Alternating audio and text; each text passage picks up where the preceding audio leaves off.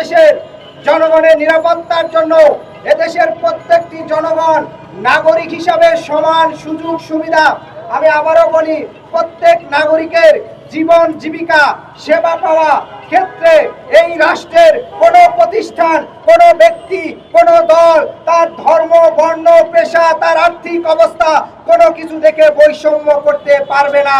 সেদিন আমাদের এই রাজনৈতিক লড়াই সফল হবে।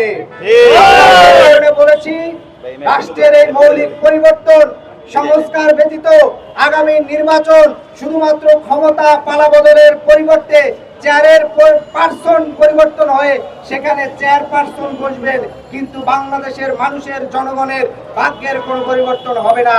তাই আগামীর এই বাংলাদেশে রাষ্ট্রের মৌলিক সংস্কারের জন্য ইতিমধ্যে বন্ধুগণ আপনারা দেখেছেন যে ঐক্যমত কমিশন বসছে, সেখানে জাতীয় সাংবিধানিক পরিষদ, সেখানে গণভোট, সেখানে রাষ্ট্রপতি নির্বাচন, সেখানে প্রধানমন্ত্রীর ক্ষমতার মেয়াদ, বিভিন্ন ইস্যুতে কিন্তু ইতিমধ্যে বিএনপি, জামাত কিংবা এনসিপি, গণ অধিকার পরিষদ তাদের ভিতরে বড় ধরনের দ্বিমত দেখা গেছে।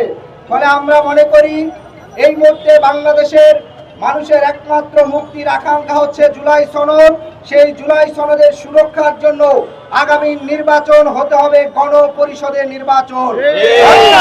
কোন রাজনৈতিক দলের ইচ্ছা আকাঙ্ক্ষা সকল রাজনৈতিক দল মিলেও কিন্তু বন্ধুগণ এদেশের শতভাগ মানুষের আকাঙ্ক্ষা পূরণ করতে পারে না। ফলে আমরা মনে করি এই সংস্কারের স্থায়িত্বের জন্য গণপরিষদ নির্বাচনের কোনো বিকল্প নেই। তাই আগামীর বাংলাদেশে মানুষের অধিকার রক্ষায় গণপরিষদ নির্বাচনের আহ্বান জানিয়ে এখানের বন্ধুগণ যারা এই আয়োজন করেছেন, যারা উপস্থিত থেকেছেন, প্রায় 2 ঘন্টার অধিক সময় থেকেছেন, তাদেরকে আন্তরিক ধন্যবাদ জানিয়ে